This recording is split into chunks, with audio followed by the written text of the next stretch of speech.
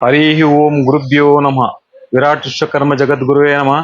ಕಾಳಗಾ ದೇವತಾಭ್ಯೋ ನಮಃ. Chittoor district ಐರಾಲ Mandalam ಕಾಣಿಪಾಕಂ Varasiddhi Vinayaka temple ಊಂಜಾಲ್ ಸೇವೆ ಅಂತಾರೆ. ಇದನ್ನ ಕಾಂತ ಸೇವೆಗೂ ಮಾಡುತ್ತಾರೆ, ಊಂಜಾಲ ಸೇವೆಗೂ ಮಾಡುತ್ತಾರೆ. ಇದು ಬೆಳ್ಳಿಯಲ್ಲಿ ತಯಾರು ಮಾಡಿದ್ದೀವಿ.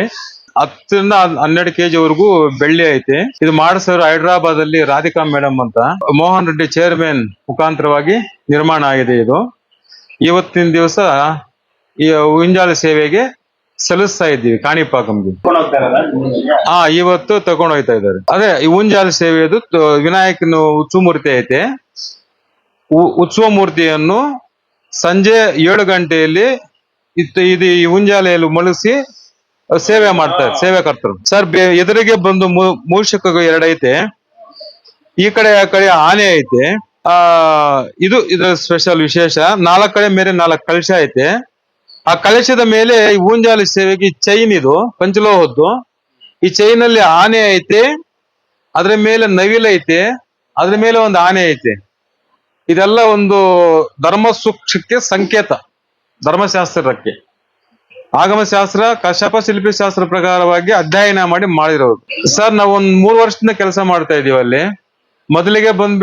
ಮೊದಲಿಗೆ ಅಲ್ಲಿ ಮೂವ್ ಆಗಿದ್ದು ನಾವು ಒಂದು ನಾಗಾಭರಣ ಅಂತ ಕಂಠೇಶ್ವರ ದೇವಸ್ಥಾನದಲ್ಲಿ ಬೆಳ್ಳಿ ನಾಗಾಭರಣ ಕೊಟ್ಟು, ಅಲ್ಲಿಂದ ಮತ್ತೆ ಚೇರ್ಮನ್ ಅವರು ಮೋಹನ್ ರೆಡ್ಡಿ ಅವರು ದುರ್ಗಾದೇವಿ ವಿಗ್ರಹ ಉತ್ಸವ ಮೂರ್ತಿ ಒಂದು ಮಾಡಿಸಿದ್ರು.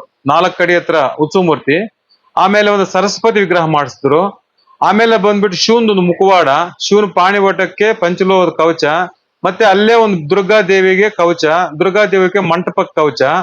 ಅದರಿಂದ ಇವಾಗ ದೊಡ್ಡ ಕೆಲಸ ಹಮ್ಮಿಕೊಂಡಿರೋದು ಒಂದು 7 ಟನ್ 7,000 kg ವೆಯ್ಟ್ ಇಲ್ವೇ 3 ಬಾಗಿಲಿಗೂ ಪಂಚಲೋಹದಲ್ಲಿ ಮಾಡಿ ತಗಡು ಫಿಟ್ ಮಾಡಿದ್ದೀವಿ. ತಗಡು ಅಂದ್ರೆ ಕ್ಯಾಸ್ಟಿಂಗ್ ಮಾಡಿ.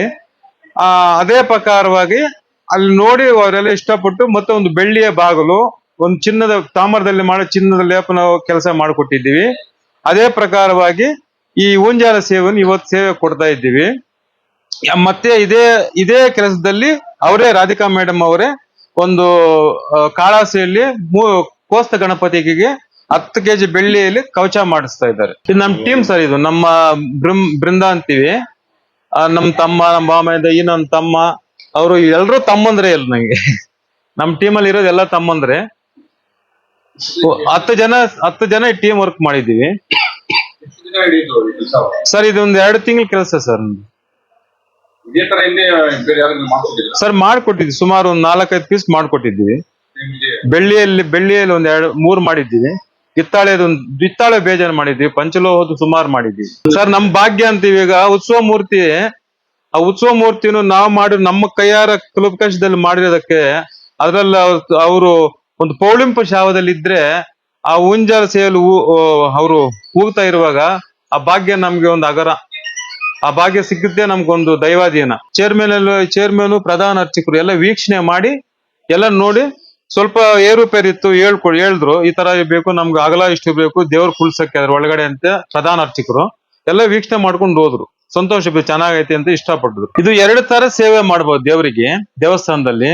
ಒಂದು ಊಂಜಾಲ ಸೇವೆ ಅಂತಾರೆ, ಇನ್ನೊಂದು ಬಂದ್ಬಿಟ್ಟು ಏಕಾಂತ ಸೇವೆ, ಸ್ವಾಮಿಯವರ ಮಲಗಿಸೋದಕ್ಕೆ. ಎರಡಕ್ಕೂ ಒಂದು ಅನುಕೂಲವಾಗಿ ಮಾಡಿಕೊಟ್ಟಿದೀವಿ.